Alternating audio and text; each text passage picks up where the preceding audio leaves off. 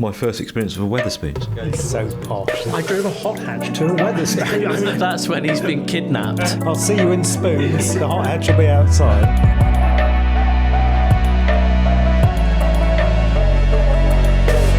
Well, welcome back everyone to the Evo podcast, episode 8, which I think it is. Could be 9. You reckon 9? 9. I think 8. We go with 8.5. Anyway, it doesn't matter which episode it is because this is a special one, two-parter, and it's all about Evo Car of the Year. So this week, or this episode, we will have Dickie Meaden and John Barker, veterans of Evo Car of the Year. Veterans, God. And the T-Boy. And originally the T-Boy, and back in the hot seat is Henry Catchpole. So welcome everyone. Thanks, Stu. Let's go straight into it. Evo Car of the Year, where did this come from? I think it came from you, John, didn't it, on previous life? Not me exactly. It was Performance Car Magazine, which I was on from about mid-1990, I think I was. And Mr. Meaden joined... 94? 94. I had the Before then, posters up on my wall at school. Yeah, you were about 3 at that point, I Henry. used to steal my brother's subscription copy before he got home from school. I just did it. 3 Turbo. oh, red one. Yeah, maroon one. Yeah, that was Car of the Year 95 Yes. Yeah. on the Isle of Man. That's all.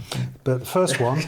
We know what a Porsche one, Car of the Year. Who would have thought? The first one was held in the glamorous environs of Bruntingthorpe in Leicestershire, which is an old sort of airfield. And the idea, I'm pretty sure, came from Jeremy Clarkson, who was a back page columnist at the time. Don't know where he is now. Whatever happened to him? And he just decided that it would be a good idea to all of us to nominate our favourite car of the year and gather them together and declare a winner, which obviously Jeremy was quite confident was going to be his car, which was an Audi Quattro 20 valve, and he was right. I was just looking back at this issue to see what everybody else picked. I picked a Merc 500 SL. It's very you, John, let's face it. V8, it's slightly sporty. Peter Tomlin picked a TVR, conforming to type. Are you sure you two sort of... Everybody conforming to type. And Howard Lees, God bless him, he chose an Integrale. He always chose an Integrale. Yep. And Brian Laban also, God rest his soul, I think he picked an Alpha. Yeah, he loved Alphas, didn't he? He always loved Alphas. What would that have been, though, in 90... I'd like to say SZ, but I don't think it was. No. The one that looked like a ski boot. Yeah. But I didn't find the issue, I just found the contents page. So. Didn't you have the sort of, obviously pick the best car, but the criteria was it had to be a car you wanted to then live with for the next year, as your daily driver? Well, I think the idea was you'd pick one car that you really enjoyed driving in the knowledge that at home you had a small estate car just for... So there was some sort of practical thing. Yeah. So you could have picked a Caterham or something. So it was just a ruse to try and pitch for long-termers, wasn't it? Oh, absolutely. Well, isn't it always? But we haven't seen those for years. Oh, God. I remember that. So that was the first year. The second year, it grew. Well, hang on. There was something else in that first year that... Oh, yes. Of course, Jeff Daniels also, rest his soul. He was our technical editor, and he picked a V8 engined Discovery, Land Rover Discovery. First series one that had the sort of... decals at the side of trees and things. All the Comran stuff. Yeah, and he, give him his due, he was ahead of the curve on a lot of things, and SUVs was one, and he did a column about diesel becoming performance diesel. Yeah, he did, issue 1. Diesel Ferrari, wasn't it? So he was a very clever man and could see these trends coming. So that was the first year, and the idea was, your favourite car of the year. And we did... I didn't do the very last one. I think you did the very last one at Performance Car. Yeah. But it evolved because it was such a good idea. The second year was at Cadwell Park, which sounds rather dangerous, but... How many 968s did you get through? That was later. That year was Clarkson had turned up with an Audi S2, which of course didn't do anything. And then the year after that, I think he turned up with an Aston Martin Virage, yes. which went around there like a stately home. But I guess it wasn't the big production that that Performance Car of the Year became and eCoty's. No. Did you do it in a day, or did you shoot it and then overnight and then? The first one was a very grotty grey day at Bruntingthorpe, and we just drove round for a bit and then argued, and then Clarkson won. The second one was probably 2 days. Drive up from Peterborough, where the office was, up to Kendall Park in Lincolnshire near Louth. Did you do any road driving for that, or was it just to get some impressions and photos? I think it was just, we swapped cars on the way up. So, that was your driving experience. So more like a regular group test format, really, but just with a weird and wonderful array of cars. Yeah. So that went on till 97, I think we said the last. Yeah, we didn't have a chance to do one in 98, did we? Because they wound us up. Yeah. In the spring, and then we came out with Evo Car of the Year at the end of that year, didn't we? Yeah. So the last Performance Car of the Year in 97 was sort of the guinea pig, the dummy run for what you wanted to achieve. Yeah, I think because you're very much a leader of Car of the Year for that first year. In the early days of Evo, John was the editor, I was deputy, and then we ended up co-editing. But we'd always try and John would handle deadline, and I'd try and plan stuff for the next issue, or Probably I'd be doing the best way to do it. Yeah. I mean, maybe we could return to that. We'd discuss it all, obviously, but I would tend to be the one that would try and organise it, or we'd agree on where we were staying. At the time, we'd just relatively recently discovered Anglesey as a circuit, because I'd taken us there for the Performance Car of the Year. The year before, and we'd used it for a few group tests and things because they'd just reopened the circuit pre the redevelopment sort of format that it is now. So it was quite a fun place to go, and it linked us into some of the roads we knew. But yeah, it was getting bigger, wasn't it? I think Car of the Year was becoming it was best part of a week always at that point. And it came with Anglesey Circuit came with the houses as well. Yeah, so we could stay over, couldn't we? Yeah, they had a big, a really, really big farmhouse which we could all fit in, which was quite funny actually, like self catering, and sounds awful, but it was great fun, wasn't it? I think had a little snooker table, a pool table, and loads of space, and it was a lovely thing from kind of, because that was the issue 3, so the first Evo car, the first. Well, yeah. What was your perception as a? Did you get that kind of vibe? That was the thing I loved about it, because you wanted to be there. It seemed like this really fun thing to be a part of. And Peter wrote, I remember him writing sort of the Evo Car of the Year, sort of in it, making that joke in the copy. Well, we had the continuity, didn't we? With it, I think that's one of the secrets of Evo working full stop, was there wasn't really any perceptible pause between Performance Car finishing and Evo starting, but it just came back better. Well, as we hoped, better than it was before. But I think Performance Car of the Year had always been a thing. People seemed to look forward to it. I think it gained more momentum and a bigger following with Evo somehow. Yeah. But I think it was already a significant part of our content. It was third issue as well, so it's a crucial issue in the the evolution of the sales. Fewest number printed, I think. Was that right? I think because you didn't have the data about how well it was doing from the first issue, so you kind of had to commit to that, but couldn't. Yeah. And Harry was starting to sweat about some of the bills that we were wrapping up. As we said before, the ad money from issue 1 doesn't start to come in until you've printed issue 3.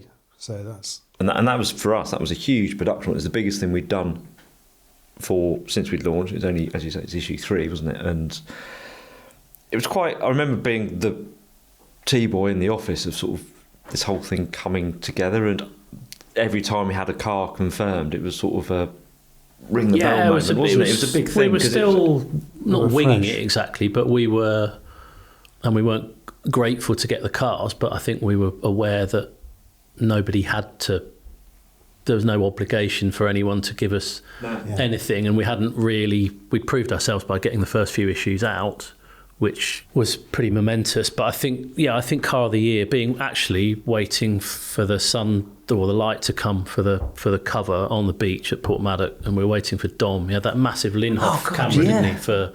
That was for like landscape photography. So the transparencies were probably that, and he was under a hood. It was like some sort of Victorian photographer. But we were all there, stood up on the rocks, and we positioned all the cars. And I think it was just like a moment to reflect on where we were at and what we'd done. And it certainly, for me, felt like we were actually part of something, or we had something there. I think we'd just been running around like nutters for the first couple of issues.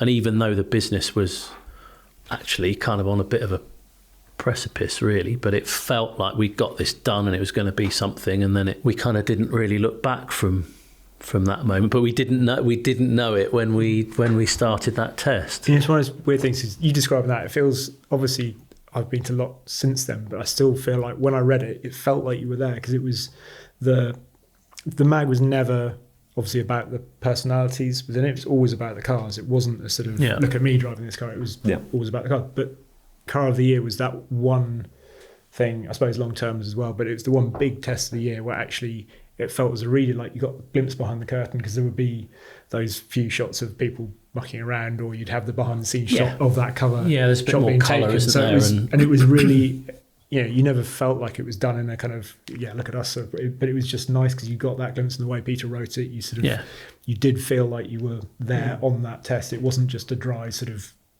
performance sort of test of things. And Peter set a good standard there, and it was more of a narrative, and it brought in the personalities, I suppose, and it allowed Peter to make jokes that gave an insight into our characters, I suppose, because he was very good at that. I think Car of the Year is also our opportunity. You can, because it's balanced by everyone that's taking part and everyone that's voting, you can be a little bit more partisan, can't you? Or you can kind of describe your own preferences in the cars that you pick, or maybe you find something in a car that someone else isn't going to enjoy, but it's not going to skew it like it would if you were out writing a group test, because and there's enough room because it's such a long article for those things to be brought out as well. Yeah, which is a joy of it. It's still my favourite cover as well. We need to flag these up on we'll put them up on the the first Car of the Year cover, I love it. I think it's just got and it might be partly to do with that ridiculous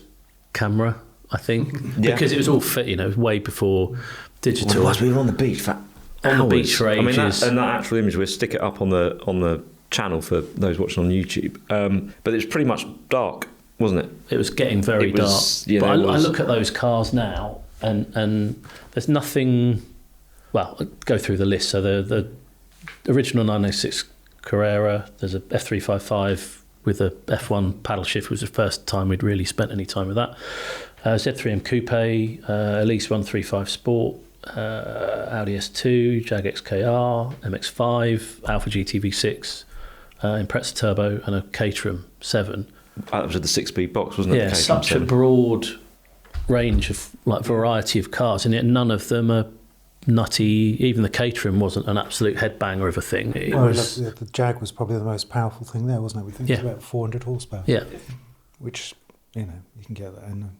Hot hatch now. Hot hatch, 845 is that, isn't it? But I think we're probably getting ahead of ourselves. But I think Car of the Year is it's a document of record, isn't it? You don't appreciate it at the time, but having gone back through all the years and you see the cars that were there, and it's a really interesting picture of just in, it's 25 years, isn't it? But I think when we were stood on the beach for the first Car of the Year, you couldn't imagine or conceive that really, apart from the MX-5, sports, lightweight sports cars would disappear, hot hatches would disappear, nice sort of sexy looking small coupes would disappear, Impreza and Evo type cars would disappear, and the stuff that we do like would be pushed further and further up. Like all the equivalents now, the equivalent of an F355 has nearly 800 horsepower, and a Carrera is probably 3 times the money that one would have been then. It's a really interesting journey to go back through every year, isn't it, and see how it's slowly. It's like one of those time lapse things that you wouldn't notice it in real time, but actually when you see it there. It's this is just a broad mix, isn't it? We've got issue 1, and then you made a really good point earlier, Dickie. We've got second year of Car of the Year there, because it's kind of the forgotten one, because it's like the second album, isn't it? 99, I always overlook it, because I always think to the first one, but again, that was, so that was in headed up to Scotland, didn't we? That was Scotland. Knockhill, blind. 360 Modena, Gen 1 996 GT3, E39 M5, DB7 Vantage, so the V12, Impreza RB5, 306 Rally, Boxster S, Arnage Red Labels, bit of a left field thing, but someone had to pick Russell up from the airport. Peter probably picked that one. R34 GTR. And then there's an Esprit Sport 350, which, like, Esprit seemed like a total throwback to another life. A6 4.2 Quattro, so that was the V8, wasn't it? Which was quite a cool thing. Yeah. And then a Fiat Punto Sporting, which I seem to recall we included A because it was affordable, but it had a 6-speed gear. Did it have It was a 6-speed gearbox, wasn't it? I don't care. And Peter hated it, and we made him drive up to Scotland in it, and I think he absolutely hated it. And it was gold. Yes. Yeah, it was a funny little thing, wasn't it? And I think that was a sop to the broad, church that is Evo, and that was. I think you can. That's the other thing you can, like, with your magazine or content head on. You can see certain things that make your teeth itch, can't you? So, I know why we included that, and it wasn't for the right reasons, But at the time, you sit there, don't you, planning, going, right, we need to. There's your dead certs that you're going to include, but you sit there and think, we need to have something affordable. What's the best hatch or super mini? But it's only afterwards, whether it's straight away or even when you're on the test, you're like, why have we included this? And you struggle, don't you? Some year, if you're struggling to justify why you should have an affordable thing in, it's a bit sort of tokenism, isn't it? And then it never does particularly well, because hot hatches have to be so exceptionally good to push their way up the order anyway, that you throw anything remotely average in and it just gets shown up immediately, doesn't it? Anything average gets shown up. Yeah, whatever it is, we'll do. Well, we'll touch on that, won't we? Because we split the way we did the test. The other thing about getting to know the personalities in the magazine, I guess, was the fact that we used to show our scoring, show our working, where we put all the cars. We didn't do that every year. No. Which looks a bit suspicious, but there were reasons. Definitely the reasons. Different times, So that was Scotland. It was pretty grim, that test, wasn't it? The weather was dicey. Well, that was when we would, from a production point of view, we would do the Car of the Year test when we were putting the issue together. It was live, wasn't it? It was a live thing, and the Car of the Year test was always the last issue of the year or penultimate. It was always close to bonfire night, because I'd buy some ridiculous fireworks. But it was always November, wasn't it? It was always bonfire night, my birthday, and we'd just blow things up and wake up with a hangover one morning. But then also question why we were doing it at the worst time of the year with the shortest amount of daylight. But you didn't have the flex, did we, to do it 3 months previously? No, and I think there was always just the cadence of car launches and stuff. If you do it too early, you're going to miss out on something that should really be there. And we are trying to capture that year's cars, aren't we? And then there's some years where you think, well, why didn't we have a whatever? And it's because either the manufacturer wouldn't let us have it, or it just fell outside of the schedule. But then it's gone, isn't it? Because we're unlikely to include it in the following year. Yeah. So some cars, a bit like, they fall through the cracks, don't they? I think. I'm just looking at. We're not going to go through the year by year, but 2000. There's such an abundance of cars there, isn't there? Yeah, and that's Wales, isn't it? That was Anglesey again. Yeah. But I can remember how many cars are there? 14 or something. Yeah. The numbers started to swell, didn't they? As well. Yeah, we didn't have 14 when we finished. But we didn't have 14 people when we shot that, because there was a advanced group. So it was me, Andy, Anthony, Fraser, Dom, Fraser, and a couple of other, probably Rog. So I think there were like 6 of us, because we had cars delivered up there. We were going to get the cover and the track stuff shot before everyone else turned up, so we could just do the driving and the. But consequently, we had to ferry. There were 6 of us getting 14 cars to the other side of Anglesey. Blimey. So we had to shuttle backwards and forwards, and then shuttle backwards and forwards to get them back to the house, which was a bit nuts. But yeah, then we reduced the numbers on that test, didn't we, to make it more manageable? Not in the most conventional way, though. But talking about cars that perhaps shouldn't have been there, one was the 147 Salé speed. Well, the Salé speed Salé'd 2 gears at once and shut itself, didn't it? So that got rid of that one. Well, that was fairly early on in the proceedings, wasn't it? And then the Tuscan. Harry, having broken through the wall, broken the Salé speed. He got a lift. Got a lift in the TVR that then went.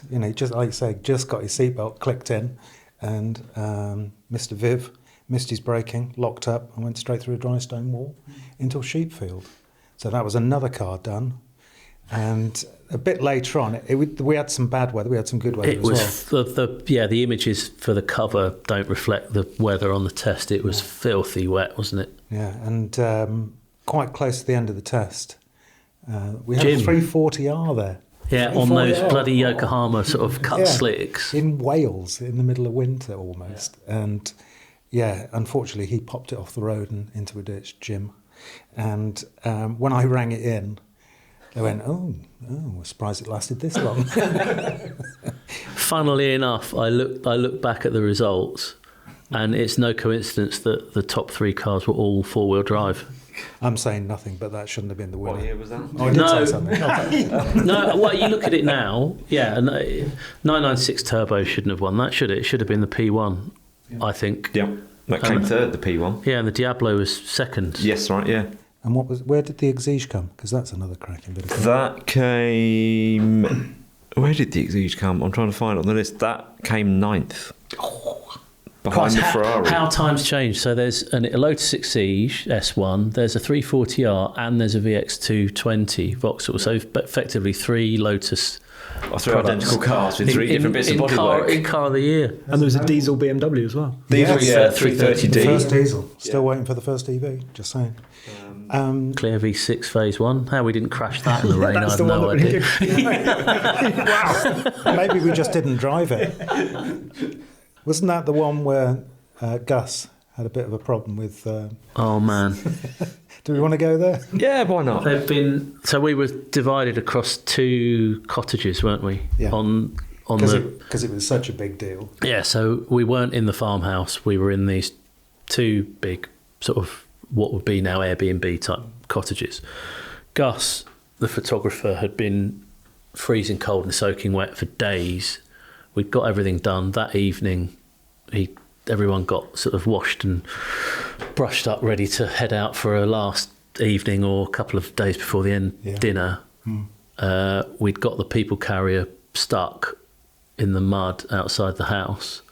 Gus kindly jumped out to give it a bit of a push. I told Chi, our designer at the time, to floor it, which he obediently did, and absolutely covered Gus from head to foot in mud. And the side door just opened, and there's this like a commando just with these big blue eyes like, I'm going to get changed.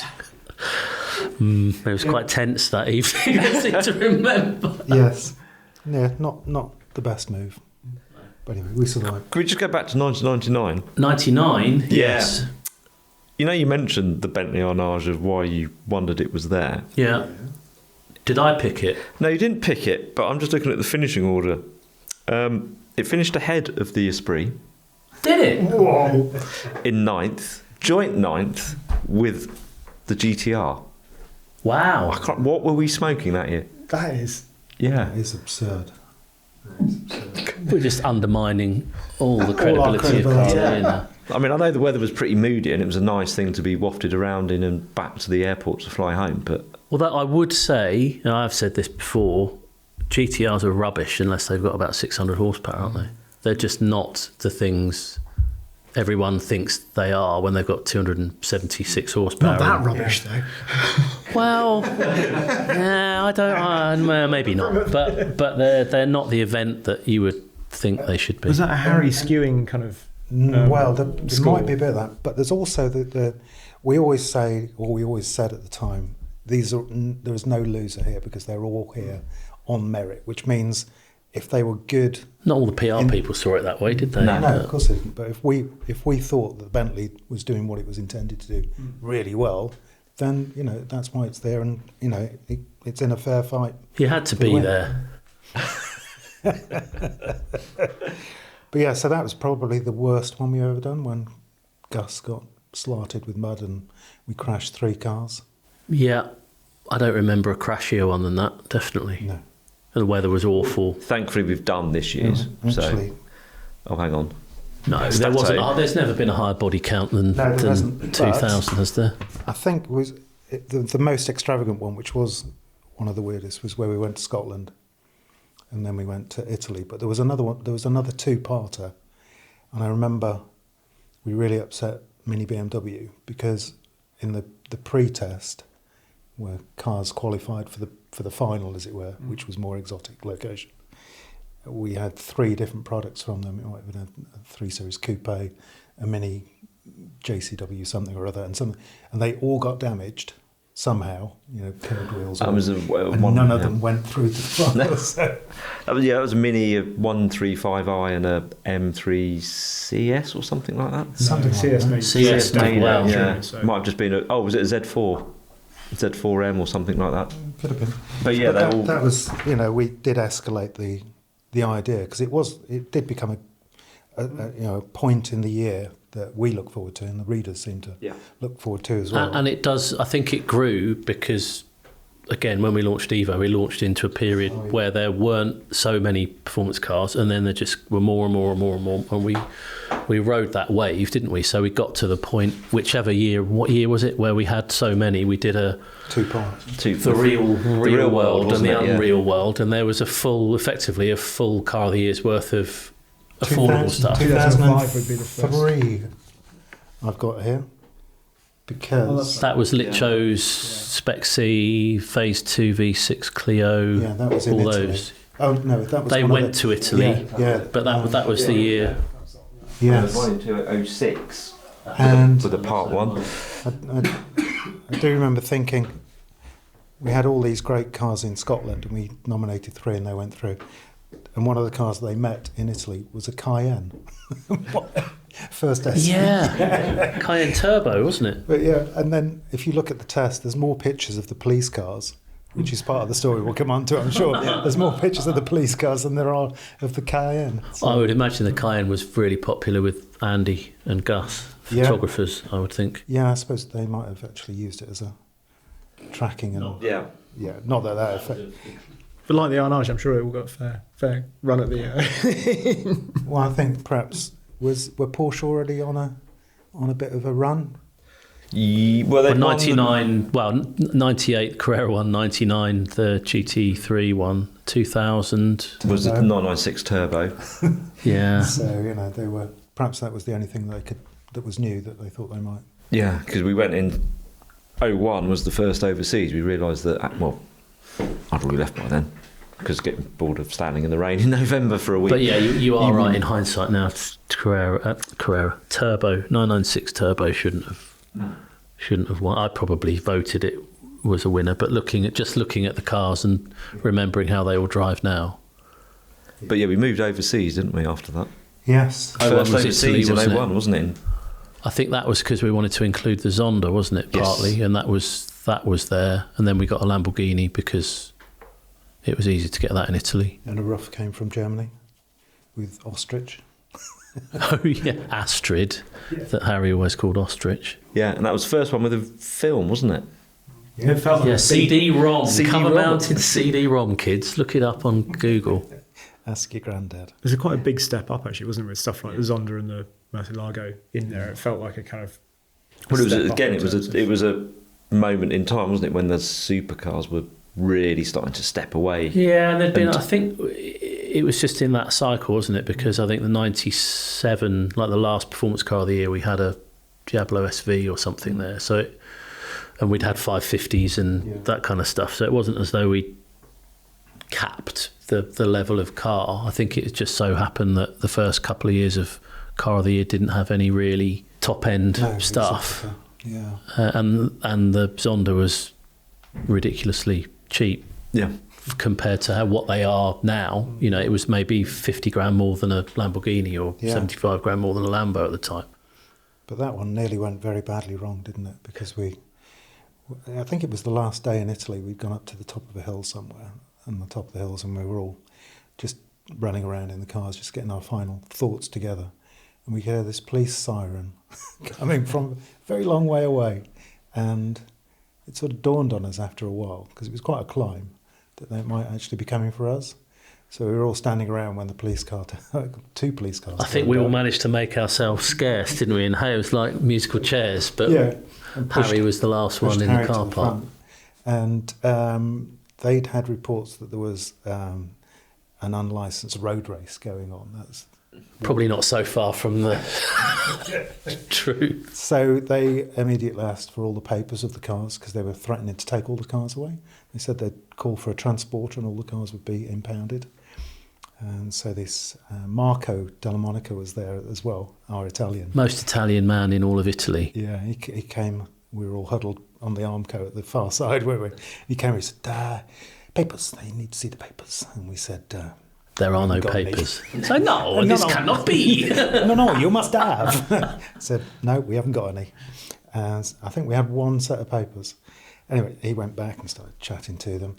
And gradually, not through any actions on our part, because we're just staying out of the way, it gradually sort of, the tone went down, and then they were all having pictures of themselves taken with the Zonda and the Lamborghini. And I think Harry paid a €200 fine. Yeah. And then we thought, right, we're going to leg it out of here. Let's just we did out make ourselves scarce. So we went through the Mont Blanc tunnel and popped out the other side in the darkness. I think it's Chamonix just on the other side, isn't it? And we were driving into Chamonix just trying to find a hotel. And there was a roadblock with gendarmes waving. We thought it was for us, didn't we? We did. And I was the first one in the queue, and I thought, oh no. But I did know it was the only car with any papers, because the Bentley was, all the papers were in the glove box. And I was thinking, gosh, this could get tricky again with no papers. So I thought, I'll try and get them off the scent. So I showed them the papers, and they were all looking at it in the dark with their torches. And I said, if we wanted to find a hotel for 12 people, where's the best place to go? And they started chatting amongst themselves. And no, that's close, And then they said, you want to go down there, left, and then right. Right, thanks very much. And they let us all through. God, that was such a moment. So you scarpered out of Italy, avoided the French police, and went straight to the bar. Absolutely. Which year was the 599? Because that was the best police year ever, wasn't it, in Castellane? 06. Oh, yeah, that was. He drove him up in the Ferrari, and I drove him up in the GT3. The most bizarre day. We had two days, didn't we, where we took the cars into Castellane to the police station, washed all the cars in the yard at the police station, and then why? Because there wasn't a car wash anywhere else. And the police chief said, "Oh no, you come and if you want to keep the cars here, you can." We didn't, but we'd go back there in the morning, and then they all sort of came out of the police station, and they were all stood with us, and it's like, "Oh no, you take us out now." So, and we went right the way to the top, where the cross is at the top, and it was just like a absolute free-for-all with a policeman alongside. So one morning I did it in a 599, and the next morning I did it in a Clio Trophy, I think. And I did it in the GT3, because I remember going down the hill first. Yeah. And sort of just being, what do I do? Kind of like there's a policeman next to me, sort of like, and then I remember turning around at the bottom, sort of basically thinking, oh, well, in for a penny. Got to the first hairpin, kind of gave a bit of that, looked across, and he was like, big old thumbs up and smiling like, so there we go. fast. We just kind of then just cracked on, but it was like just terrified of sort of what do I do here? And kind of, the guy in the Clio, I thought he was going to. He got to the top, and he was like. I thought it was like the start of a Six Nations rugby match. He was so proud of this little French car. It was brilliant. Do you remember when we came down off the hill one evening, and we were coming into the town of Castellane, and there was a speed trap, and they were picking off locals, and they saw us, and waved us on through. I remember David Viv. He was in we had an Elise or something. Was that year? Yes, it was. Was it that year? Yeah, I'm sure. We were coming down almost into Castellane, and David was chasing me, and there was one particular corner on this mountain road that nipped up a bit, and it was dark, and I was watching the headlights, and I thought, oh, this will get him. So went into the corner, and I looked in the mirror, and the headlights went straight across, and what? Fuck, he's gone off the road. And only David would have the luck that there was a break in the barriers. Yes. A bit of a sort of promontory of ground, scrubby ground. He went barrelling off into that. Yeah.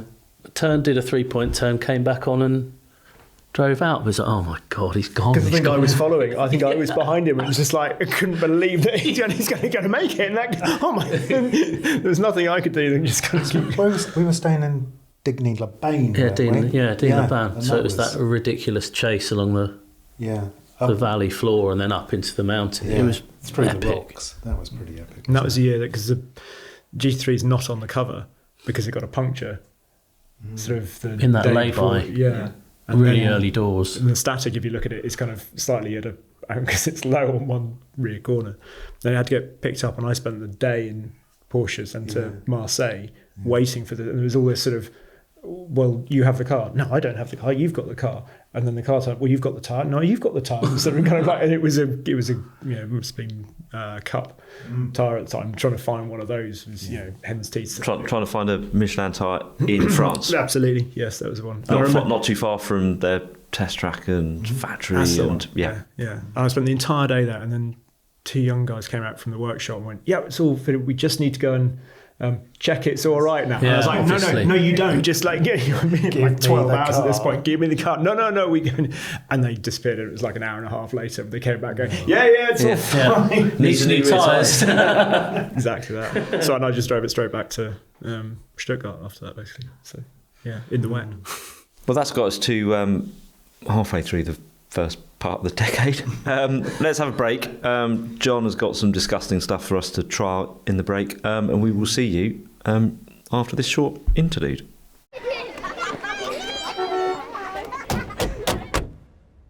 It wasn't just that George got a great price when he sold his old car on CarWow, and it wasn't that he was able to compare prices on his new car, but it was the USB sockets in the back for the kids' devices, which left George to enjoy silence. That made this car change life-changing. Car change? CarWow. Visit carwow.com/verify for details. T's and C's apply. Welcome back. You catch us trying to digest a bourbon cream with Black Forest cream filling, which is as awful as it sounds, and the smell's worse. And then a ginger nut wrapped into a custard cream, which is... Sounds like it should work, but... Yeah, it doesn't. It kind of ruins 2 very good biscuits. I've rarely met a biscuit I don't like, but I'm not sure about those. Yes, let's move on from the biscuit test. It's a car of the year. We've been Wales, Scotland, Italy so far. Don't worry, we're not going to go through everyone. France. What makes a good location? How do we choose it? What are we looking for? Free accommodation. Yes. Apart from that, Henry. Apart from free accommodation and free beer. And what's... Because we agonise over it sometimes, don't we? We can't go back here because we've been there too many times, or it perhaps won't work. So what are we looking for when we're picking a location for car of the year? Well, I think we went to Anglesey because it was a known quantity, and we hadn't kind of mined it out like we did do over the following years, so it was still quite fresh. We knew the photographers could get what they needed pretty much whatever the weather. We knew the location worked for the cover, so we tried to plan all the most important bits, don't we? We need to know where we're going to shoot a cover, we need to know where we're going to get a opening spread. Wales was always a bit of a risk with weather for the reasons it's Wales and the weather can be awful any time of year, but certainly if you go in there late October, early November, then you're chancing your arm, aren't you, a bit? But it needs to be fairly quiet, doesn't it? Yeah. Yeah. Yeah, 'cause it's a lot of cars, isn't it? A lot of vehicle movements which can draw Generally it attention. works because it's sort of the off season for a lot of these exotic places, isn't it? Yes. But sometimes we just go on spec and it doesn't work out. Portimao, the roads around there were pretty average, weren't they? We struggled. It's very hard. The thing you don't really appreciate until you have to shoot a lot of cars is you can find some great stretches of road, but then they're separated by an hour of average road, so you can't string it all together, which is why we tended to gravitate towards Wales, because it's like a movie set, isn't it? Everything, you've got mountains and beaches and moorland and forests, and it's just got everything you want. Scotland is a little bit similar to that. It's a bit more spread out and further to go. South of France, Route Napoleon, and down there is awesome as well. Yeah.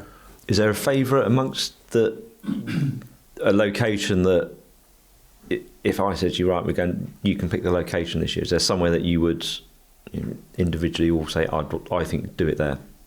South of France, I'm very fond of Route those Napoleon roads. is always good. This year's was. I was going to say this year But- was really, really good. We went to bits of Spain that I haven't really spent any time in driving, and it was a mind-blowing place to go. Yeah. Beautiful, like different scale of. Yeah. Well, don't give the next Scenery. episode away. So yeah, that was great. I enjoyed the year we did.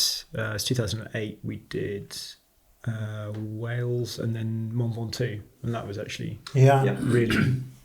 Yeah. Sort of went That was very much out of season. great there. location. I didn't do that one. I was Really? in the midst of a misadventure. Oh, that's right. Ollie Marriage was there, and you and Ollie We brought your cycled up. bikes along, Yeah. didn't you? Yeah, we had Andy Wallace there that year as well. Yes. He didn't bring his bike along. He didn't bring his bike along, no. No. But still mentions it every time I see him. So. Yeah. So was that your choice of location? You and Ollie chose that location, do you think? I didn't. No, Somebody had I been to certainly Mont didn't. Ventoux. I did a job at Mont Ventoux a few years before that, probably. We took a C4S, a 996 C4S, and a Maserati and something else. Can't remember what it was. Yeah. And did a drive Oh, that would have been a Jag XKR. to go. Yeah, XKR. Yeah. That was it. So we knew it was an epic road. It is an epic road, isn't it, Mont I Ventoux? think it might have been Harry that Yeah, it picked it might have out. been. Yeah. But that was another instance where the location was actually better than the cars. It was there was a pretty average bunch of cars. in What there. year we That talking? was Oh, the wait. 08. GTR, GTR, Gallardo, Alfa 8C. LP560, Which Harry wanted to GT2. win, didn't he? Yeah. He got it first, which was Yeah, it's terrible. Oh, that also, Well, yeah, it wasn't terrible, but it wasn't a winner. R26R. That was the That was the winner. yeah. that was the winner of the real world test. Yes, of course it was. And then, There was a Maserati there as well. there was a Gran Turismo S. Yeah, which was like the one we had just a couple of years ago, which also disappeared. Yeah, although it beat the Vantage V8 Vantage 4.7. Oh, Wow. So yeah, must have been the perhaps the altitude. altitude got to you on the voting or something. Yeah, The so red wine. as with most big features, it all hangs on the photography most of the time, doesn't it? And you get your drives going to photo locations. I think that informs where we stay, doesn't it? The better eCoties in my mind are the ones where we've had significant distance to cover from where we stay to where we're going to start shooting, because you get it out of your system. And you actually, if you only ever do one drive in a car, if it's an hour and a half hooning your way from the hotel to the mountains or something, then you get it's the memories that you make. It's great if you're writing the story, because I mean, it sounds like a cliche now, doesn't it? But when you look in front of you and there's a couple of cars and then you're in something great, and then you look behind you and you just get flashes of the others, you know you're part of something really, that's the joy really of it. special. Is there, we have a track element, is there sometimes the track dominates the location and we end up with finding roads? Or Portimao was one occasion. Yeah, Portimao was the only it year was the we've done that. exception, I think wasn't probably it, when we did that? That was the most. topsy-turvy sort of thing. Otherwise, Most it's a of the- bit of a bonus, isn't it? I Yeah, think. most of the time it's there just to let you really push the cars and just find out. In a safe What do we include? environment. Because we do track car of the year, and we've had, it's played a big part some years, and others it hasn't. So, what is the purpose of a track element in Car of the Year when it is predominantly a road test. Keeps Aston happy, doesn't it? Really, he needs he needs some tyre smoke in his lungs at some point in the week. You get so it to jump and go sideways at the same time. I think it's a change of pace, isn't it, in the story, and you can get some different kinds of shots. It maybe takes the pressure off trying to get action shots on the road. Does it have much influence on the result when they're doing the voting? I don't think so. I wouldn't say I've changed my train of thought on the basis of driving something on track. I think you can maybe enjoy aspects of some of the cars a little bit more maybe than you would if you just drove them on the road. So you get a more complete sense of what the cars are about. But and that was a very good year, wasn't it? That was and I think 2007 Master Clos. Yeah, which I feel like we went down to that part of France because the circuit was there. And it was. We did find some decent stuff. Yeah, we did. Which was a really good. I've been back there a couple of times to the roads near there, and it was really, the roads were great. But it was. I think we went there because of the circuit. So. I just that I love that parts of that test, but it took forever to get there. Well, because Harry he was determined to avoid Paris, so we went all the way to Troyes. It was like the Second World War, and all the signs had been turned around or something. It was just ignoring. Where are we? I don't know. And then you eventually kind of sort of just took charge, and we just went. And of course, because all roads in I didn't know where we were going either. Paris but kind of out. So to try and get across France is not impossible. Yeah. I just remember because I was in the 211 basically the whole time. Lotus and you got to and you got to like 80 miles an hour, and your head just started kind of sort of wandering because there was some sort of weird aerodynamic vortex that came on. And I just remember being at night sort of following. There was the CLK Black that year. Yeah, you must have been high on the fumes. Yeah, I remember it was like Le Mans, and we were absolutely hammering across France with all the trees going through, and all these DNN roads. Tell me, Henry, did you drive it all the way? No, I didn't, because I got to the last bit, which was actually the really fun bit. We knew the roads were really good. We stopped in this petrol station, and I was done. I was absolutely done. Did I volunteer at that point? You did the last bit. Glory job, Glory job, Barker. And I felt because I think I got in the car with you and fell asleep in the passenger seat for the last bit because I was just completely. I'd driven it from my parents down to there, and I couldn't do any more. I had no idea where we were. And I was just like, no, I'm. Because I turned up the day after you'd all left for another job with someone else I was working with at the time, and yes, it does take a long time to get there. Even in the 997 Turbo, when you know where you're going, it just seemed. You got to Paris, and then several days later you turned up at the circuit. It just seemed to go on forever. But you'd left a load of cars there to be collected. There was Balboni, I think, and the Black Series, possibly, yeah. I think the Black Series was probably out of tyres. I'd imagine. I think that had been. And that was a cracking collection of cars. Because I remember there were 3 cars in contention for the win, which was the R8, which is the first V8 manual, which was a great car, and the GT3 RS. And the Scud. And I remember Harry standing in the dark while we were doing the final shot, trying to explain to Ferrari why the Scud had not won. Because I remember him waiting in the lobby of the hotel for me to come back. I'd obviously gone off on one final drive or something like that, I don't know, before you say it, Stuart. And came back, and I was the last person to give my scores in. And he said, and he didn't want to know any of the rest of my scores, he just wanted to know what I had as my winner, because he knew that would. Henry, unless you give it 115 out of 100, it's not going to win. Exactly. And I remember saying G3 RS, and his face just walked up. Have I said something wrong? But you thought the drive down was tough. Walking back was even tougher. Yeah, exactly. But that was also the first year, wasn't it, that the winner of Car of the Year had won Track Car of the Year? Yes. Cadwell Park. It was just awesome there. Yeah, it's a mega thing. That's why it cemented itself in my sort of top 3. And yet a strangely overlooked generation of RS, that Gen 1 997 somehow. Manual, it's got a high revving engine, it's small, and it does everything. It rides really well. Great car. It was a strange. I don't remember. I remember the driving there and I remember the circuit, but you mentioning about do we prioritise things around tracks or not? It never felt like we had any really good drives because we never really knew where we were going. We were just like looking for more places to photograph the cars. The years I remember most fondly are the one, I think it was 05. Was that the Ford GT year? Yeah, that was Route Napoleon as well, and that just had such a good drive in that car on really what you'd imagine to be really challenging roads for a car of that nature, and it was so good. I think that's when whenever anyone drove that car on those particular roads, that's why it did so well. Yeah, That's there was why an I won. expectation it was going to feel too big. It was American. It was going to be heavy, and It was such a beautiful car on that road. We borrowed the 430 from a rental thing, and they said it's fine, just don't abuse the tyres. Well, yeah, we can't because it hasn't got any. Yeah, it hardly had any anyway, did it? That's right. They were toasted already, weren't they? Yeah. Made it a bit toe happy. I don't think it stopped it from winning, but it certainly made it more exciting. No, that was a good year, really good year. And the last few years, apart from 2019, isn't it? From 18 onwards, we've been based in the UK, Wales, Borders.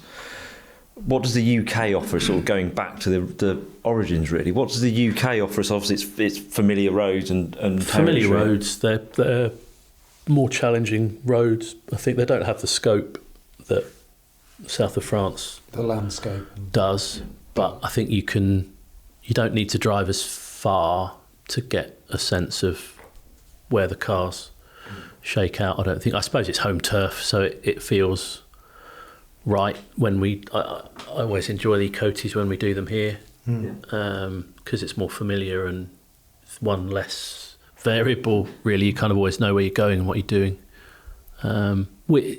You saying about circuits, actually the only times we've ever prioritised a track is when they don't, which have Ascari, great facility, but the roads aren't great around there either, or they can't sustain the amount of photography and the amount of driving we need to do. Yeah, we struggled there, didn't we, with the road variety. You end up going through, there was that one road through the park, wasn't there, that was the only real sort of variation and it was challenge. a slightly flat year, I remember. Some years We didn't have any cars that year. There was like six hundreds of cars, cars wasn't it? you could pick, and then felt like we were really struggling to get a properly decent. Yeah, it was a group bit of cars.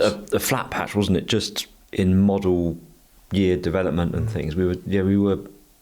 It was a hard year to fulfil a decent number, and it was only 6 cars. I think we still produced some great content off the back of it. It was marginal though, wasn't it? it Because was, if you've got 1 or 2 weak cars in that group, then actually Which we did. 845 and the Meaden wasn't great, was it? Yeah.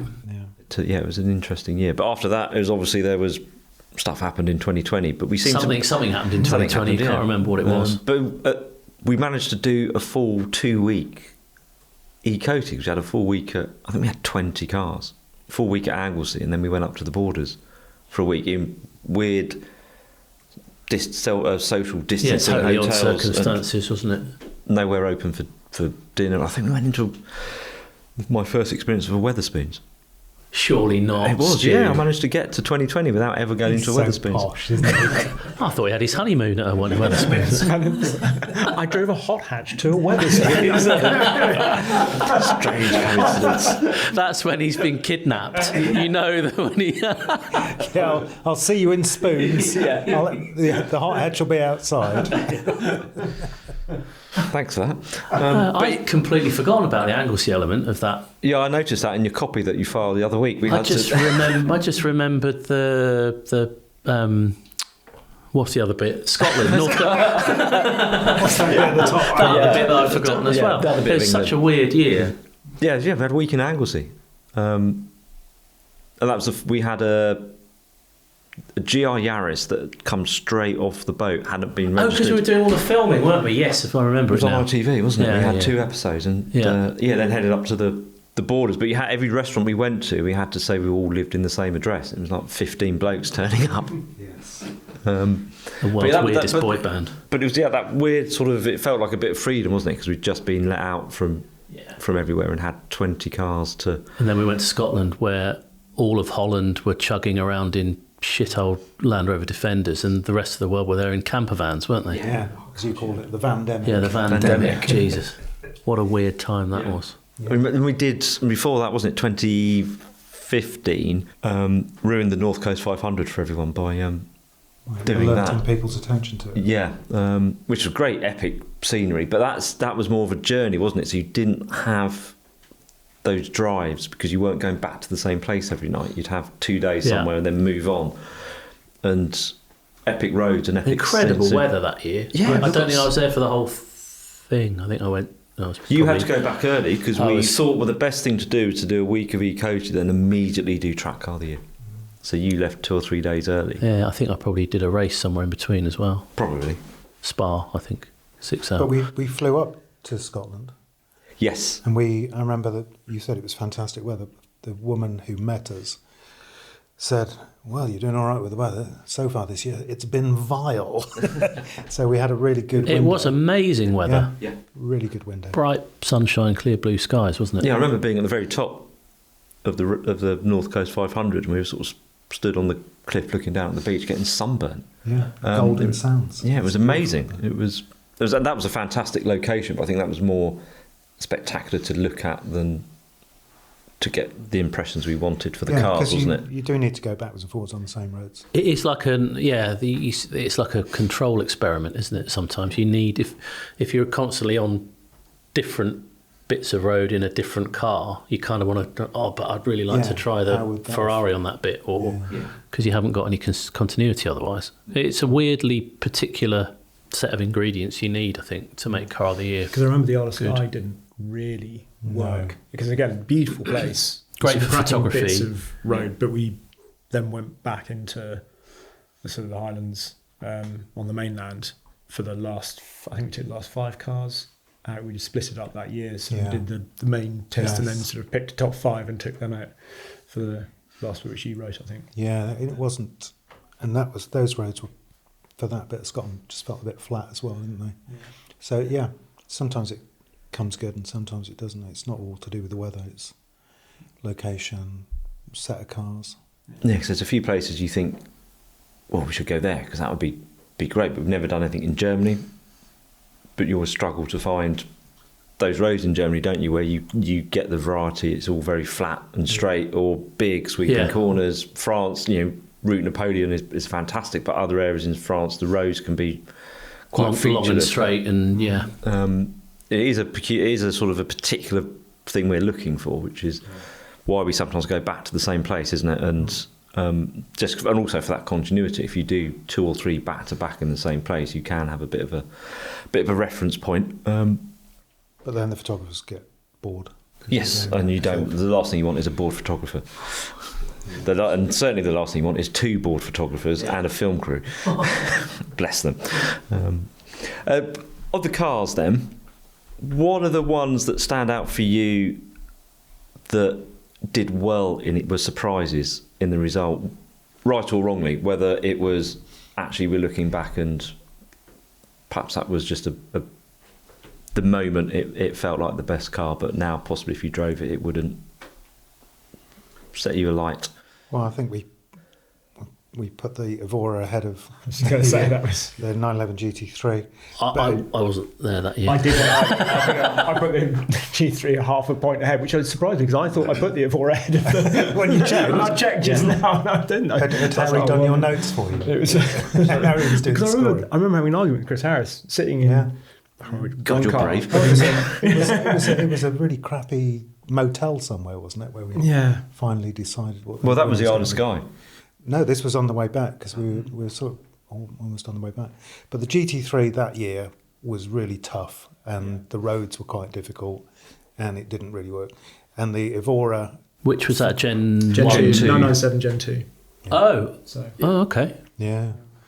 Which was that kind of just 2000, it was 2009. So the Evora But the Evora worked on the roads. Yeah. And obviously was let down by a drivetrain. So there was a great car if you put the 2 bits together. So that was a bit weird. Yes, that beat the Gen 2 997 GT3. Oh, not the RS. Sorry, not the RS. Noble M600. Yeah. Oh, really? Yeah. That's a great thing. Yeah, which. And Murcielago SV. Murcielago 674 SV, Clio 200 Cup, Balboni V12 Vantage, Mark II Focus RS, that seems about right, finishing. Simi skewered the Vantage, that should have gone through to the final 5. That was good. Yeah, I'm surprised that didn't do any better. Ferrari California MX5. California, didn't we rent that? Jeebus. I think because that was in a group test. That was rented. Yeah, we rented it. Sirocco R and an Artega GT, which came last. Oh, the Artega. Sorry. Yeah. So the Evora sort of took quite a few scalps that year. Yeah.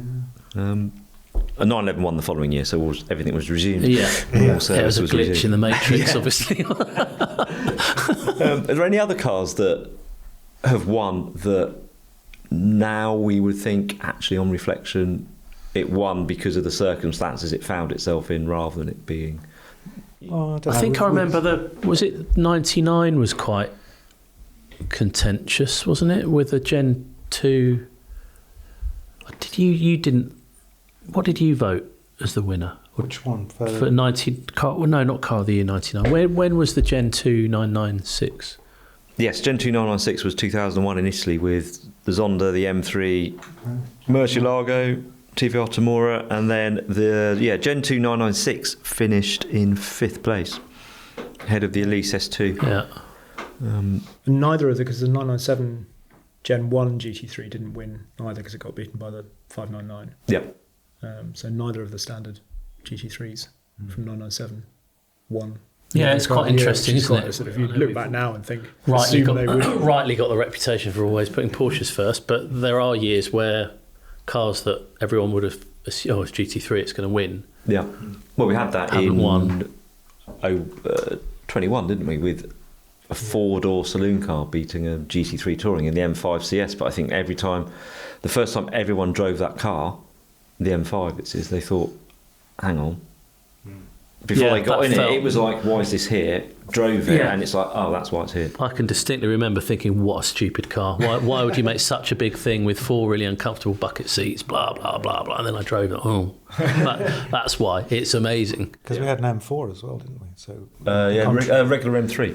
New M3, so the contrast was there. Oh, yeah, it totally blew that Amazing. into the weeds. And that's what eCoty does, isn't it? The cars that you would never put together or think that that's a standout car suddenly just rises to the top. I think the process isn't perfect, but I think you can trust it more often than not to come up with a good order. Good year was probably 2013, I think, when that was the year 991 Gen 1 GT3 came out on top, but it probably shouldn't have done because it was that, but it sort of played the averages without being in any way average. But there were so many good cars that year because we had SS Black Series there, which is amazing. F12, which is really good. And it kind of got, all of us had, there were lots of cars that could have won that year and lots of us had. I wasn't there. Really, had favourites, but somehow the G3 just sort of, it certainly wasn't across the board by any means. But is there any results that you think your voting is completely out of line with? I mean, it doesn't tend to happen, does it? It's Harry would try and, should we say, tip the balance in the favour of his choices. And Marco with a 360 Stradale. 100! No, you score it out of the 100? No, he's perfect. No, that's not how it works. Yeah, but are there any cars that your colleagues have all voted and you've been the outlier? M4 GTS that year when 911R won. But I wasn't there. I wasn't there either. Nick and you both put it top, I think. Yeah. Nick who? Anyway. That was a car that I just loved. I loved it in the wet as well, which was lots of people I think got quite scared by it in the wet, but for some reason I really liked it. I think we had NSX. Which GTS E90? So the V8 or the later GTS? The following one. The one that was really dependent on the setup, so kind of you could drive one of them just didn't seem to work at all. The other one was fantastic. I really like that. Probably wasn't the right call to put it top if I'm perfectly honest. It finished actually. That was a tough year because it was 911R, wasn't it? Yeah. GTI Club Sport S, which blew everyone away. Yeah. NSX was there that year. NSX was there that year. There was an R8 in it. 570S, R8 V10 Plus and NSX tied. 570, yeah. Yeah, that was third. Julia Quadrifoglio and M4 GTS tied. That was a manual Quadrifoglio we got from Italy.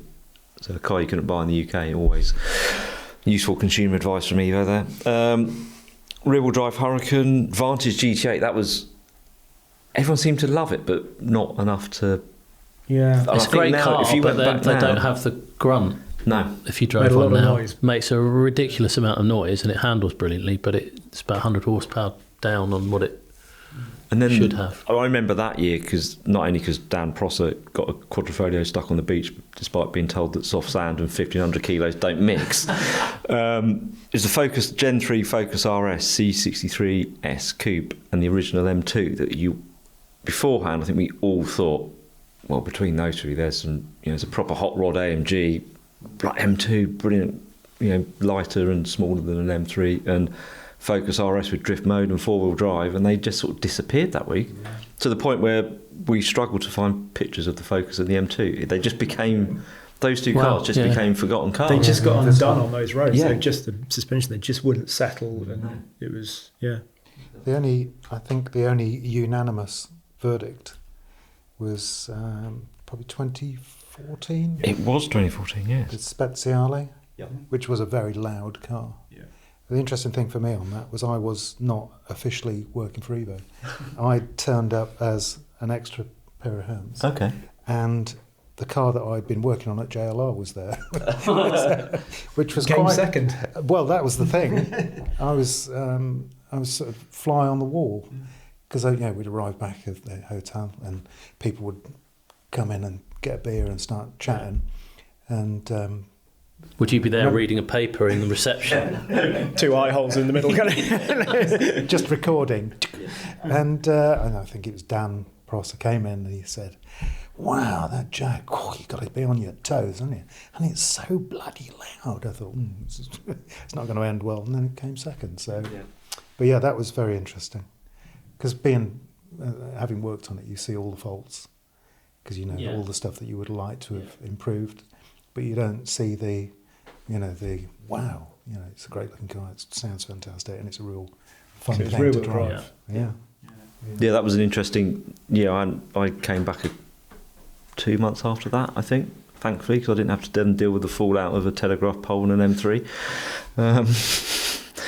That's for another podcast. I think, that's probably. Stu. But that was especially that's the only one that everyone has voted first, isn't it? I think that's Speciale. Unanimous. And one of the very, very few that wasn't the cover story, because the then publisher at the time thought that eCoty wasn't important. At least he let us do it. Unlike another publisher. Yeah, 2017, we'll gloss over that. I did think it was funny looking back at the results, and every now and again an Impreza will pop into the top three. So P1 and RB5, I think they're the only ones that Evo's never... They never really did seem it, to feature anywhere, No. which... I sort of understand because they're like baby GTRs, aren't they? Really, but the 3 cars that we took from Scotland to Italy that year, the cars that missed out, which could have replaced some of the Cayenne, one of them was an Evo 8. But we took Licho's original Spec C, didn't we? And that's how it works out, isn't it? People generally prefer. And the Evo 9 missed out in the year where the R26R was there. Yeah, so they've always had very tough rivals, haven't they, in that sector? The Evos, they sort of always fell into the wrong year almost, didn't they? Yeah. Well, let's wrap this first part of eCoty episode up with favourite eCoty and your favourite car. Don't have to be from the same one, but which one stands out for you as the one that, if someone says eCoty, what immediately springs to mind is, I wish I could do that one again? I did like 2005. That sometimes your first drive in the car, just that's it. You don't need to drive anymore. That's going to be the winner. I can't imagine anything would beat this, and that was the Ford GT, which was a surprise, I guess. Jethro had been to drive it in America. Yeah, raved about it. Yeah, Pacific Coast Highway, wasn't it? Which is a great road, but not revealing for. So it could have not gone its way in the south of France, but did. So that would be. That'd be the call about the event, or are you wrapping that into the of the car? That was a great event as well. Racing from driving Steamerban quickly, not racing. John. Sorry, when I say racing, as in going quickly, but not racing. Just keep digging. Got away with this, right? Okay, cover that up. Nobody noticed. Just don't keep digging. Just going backwards and forwards in the dark on roads, and just in a great bunch of cars. Didn't matter what you were in. That's the thing about car of the year. You get in a small car And in the right circumstances, you can really hassle much bigger cars. And that's one of the joys of Car of the Year, isn't it? Something like an R26R will stay on the tail of just about anything as long as there's some corners. So yeah, you get those moments where you're in a proper giant killer, and then you get the bits where you're in the killer cars as well. So they're fantastic. So if you get a really good drive, it sort of sticks with you. Henry, which is the one that sticks out for you, and which is the car that's out for you? I think probably 2007 is the one that always leaps to mind, just because it was the first one that I wrote, basically because I was on staff and therefore cheap for Harry to.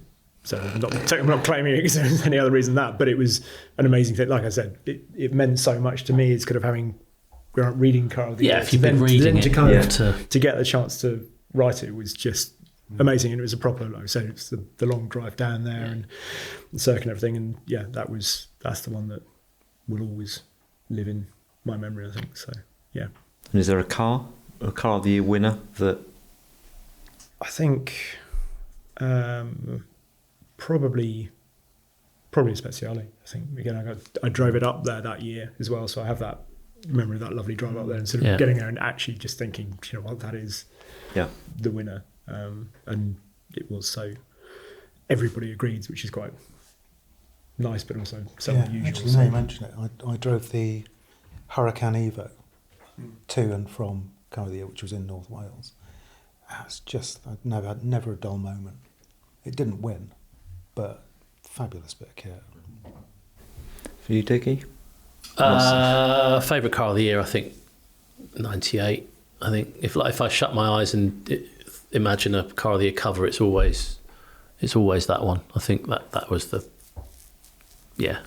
for all kinds of reasons. But I look back at the cars actually, and I'd struggle to not be able to justify wanting any one of those. Actually, it's just such a nice group of cars. So yeah, that as an event, and I think actually last year in the RS 992 GT3 RS in the borders. Terrible weather, leaves all over the road, should have been horrendous, and it was like this revelatory moment. Like it was just doing things that you'd never believe it could. Which Porsche suggested it wouldn't do as well. Yeah, and you know, you'd have to say, however confident they are in the car, you wouldn't have expected it to thrive in that sort of weather. So yeah, I think that really, those are the sorts of drives you only get on Car of the Year, because you're not in the car in isolation, because you're trying to stay in convoy. So there's either a hot hatch up with chuff, or you're trying to keep up with an equally quick car in front of you. So there's a certain amount of pressure. But yeah, when it all comes together. So yeah, I think that 98 and the RS 992. That was, I know it was the first year we went to the border, was it? No, second year. Yeah, so the year before, I think we had the GT4 RS, which was horrendous on those same roads. But we had that amazing drive back. I think you were in the GR86. Yes. And Tipper was in the R8 and I was in the GT4 RS, and you were leading, and that was just one of those drives. And then I was driving like it was 1999 then, not 2002. Yeah, Rich and I were like, I don't know what we would need to be in to keep up, let alone even think about trying to get past you in that. But that's what Car of the Year is, isn't it? You've got that contrast. You've got the contrast of a tiny little... And it was perfect, wasn't it? We didn't come across any other traffic. For about an hour you didn't and 20 have that minutes, horrible kind of, don't want to overtake because then whoever's in that car is going to get blitzed by another 8 cars or something. You don't want to, just cause a Ferrari. So yeah, that was a fun drive. Yeah, and that's it. It's pockets of drives, isn't there? I think that's what eCoty is. You remember a specific test on with you. The first one is always the most memorable, I think, because it was for me as well. It was like Henry going on his first one. I'd read them in performance car, and now you're there with a week with all these cars. And yeah, I think it's a kind of coming of age thing for you guys, but I think it was a coming of age for the magazine actually. That Car of the Year, definitely. Yeah, it certainly set a really strong precedent, and because actually looking back, we didn't know it at the time, but if we hadn't got that one right, none of this would have happened, would it? It wouldn't. No, absolutely. It genuinely wouldn't be here. So absolutely. Which leads us nicely on to our next episode, which is talking about Evo Car of the Year 2024. So join us in, and it's going to be a couple of weeks after this one, and you can hear all about this year's test. So thank you very much, Dickie, Henry, John. Thanks, Stu. And we'll see you later. Thank you.